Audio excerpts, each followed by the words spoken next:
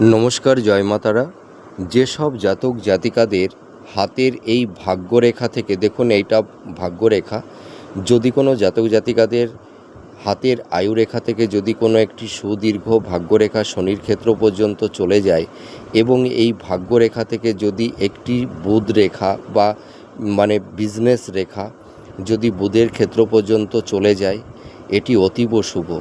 তার সঙ্গে যদি এই ভাগ্যরেখা এবং বুধ রেখা, এই রেখার সঙ্গে যদি এই কেতুর স্থানে এই ধরনের ট্রায়াঙ্গেল সাইন তৈরি হয়, তাহলে অতীব শুভ। আরও যদি এই দুটি রেখার সঙ্গে যদি এই ধরনের ত্রিভুজ চিহ্ন তৈরি হয় হাতের এই কেতুর স্থানে, তাহলে এই সব জাতক জাতিকারা ভীষণ ভাগ্যবান, ভাগ্যবতী। এরা প্রচুর ধন সম্পদের মালিক হয়ে থাকে, প্রচুর প্রপার্টি এরা লাইফে অর্জন করে থাকে। তাছাড়া এরা উত্তরাধিকার সূত্র থেকে বা স্থাবর সম্পত্তি থেকেও এরা অনেক বেনিফিট পায়।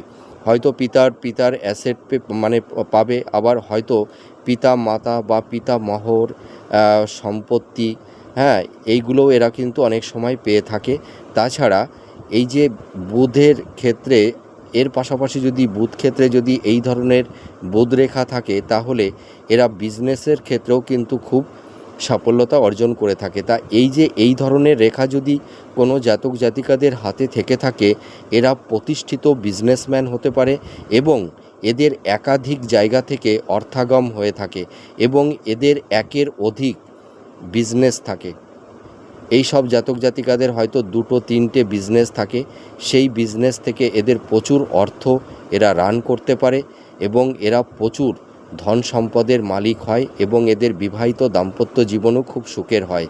আপনারা মিলিয়ে দেখুন এই প্রেডিকশানটি কতটা ম্যাচ করছে। নমস্কার, জয় মা তারা।